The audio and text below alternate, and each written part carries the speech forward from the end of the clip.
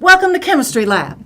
Today's lab, determination of an equilibrium constant. The reaction that we're using is this one. We're looking at iron ions in solution with thiocyanate ions to generate this iron thiocyanate ion, also in solution.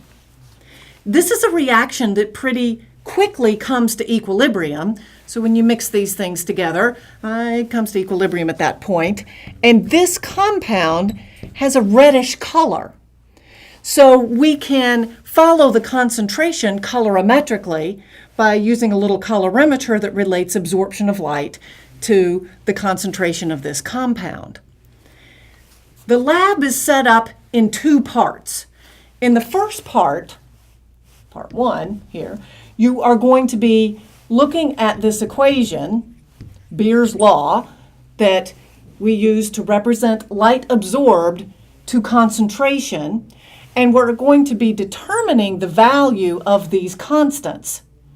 And then we'll use those values in part two when we get our ultimate goal in part two, which is to find the value for the equilibrium constant for this reaction.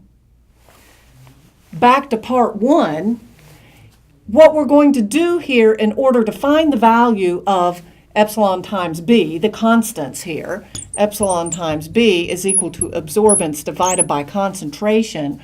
What we're going to do is take this reaction and push it far to the right by using a high concentration of iron. As you know from Le Chatelier's principle, if you increase the concentration of one species in a system at equilibrium, it causes a shift in equilibrium to the opposite side. So that's essentially what we're going to do by increasing, using a higher concentration of iron. We're going to take all of the thiocyanate that's in the solution and push it into this compound. So there's a note in your lab manual that we can assume that the concentration of thiocyanate is equal to the concentration of iron thiocyanate, and that's in part one only. Now, when you're preparing these solutions, make sure that you get the right concentration of the iron compound, because there's a higher concentration that we're using in part one, and when we look at the same reaction again in part two, we'll be using the lower concentration. So make sure you don't get those two bottles mixed up.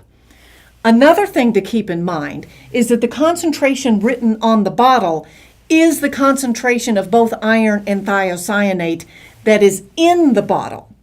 You're going to have to recalculate that concentration that's in the test tube. So in the test tube, you're putting some of the iron and some of the thiocyanate and probably also some water into one test tube. Essentially, you are diluting these solutions with one another, which means that you can use your dilution equation. Remember the dilution equation, M1 times V1 is equal to M2 times V2, where the 1 means before and the 2 means after. The before condition would be the concentration that's in the bottle.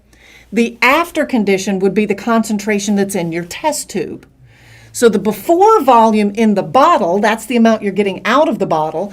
The after volume, that's the total volume that's in your test tube. Look at the absorbance of light in the test tube, which the amount of light absorbed will be due to the concentration of this compound. And so you can find the concentration by saying the absorbance divided by the constants is equal to the concentration. And this is the concentration of iron thiocyanate at equilibrium. The rest of this is really a big ice chart problem. Let's think of it that way. ICE, where I stands for initial concentration. The initial concentration of iron and thiocyanate are the concentrations that are in the test tubes, not in the bottle. Remember what I said a minute ago, you can find the concentration in the test tube by using your dilution equation, where the before conditions represent the concentration and the volume that you get out of the bottle. The after concentration is the concentration that's in the test tube and the volume of the test tube, and that's what the initial concentration of iron is in your test tube, that after concentration. So you can find that for iron and find that for thiocyanate.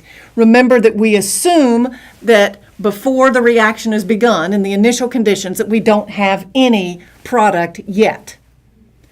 But once the reaction gets started, we know that we're losing X amount of iron and X amount of thiocyanate.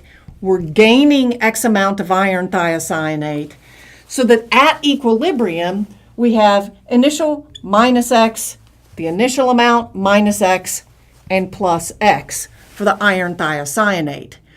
What you are measuring, the absorbance of light that you are measuring, is the absorbance of iron thiocyanate that is occurring at equilibrium. So this concentration is the value of X. That is the concentration of iron thiocyanate at equilibrium.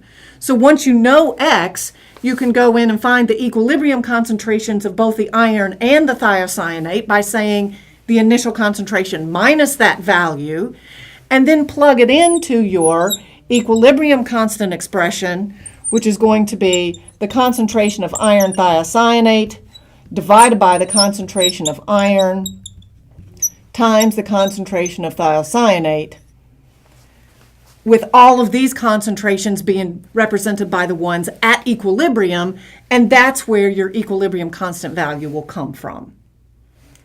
I believe that's all you need. Have a great lab.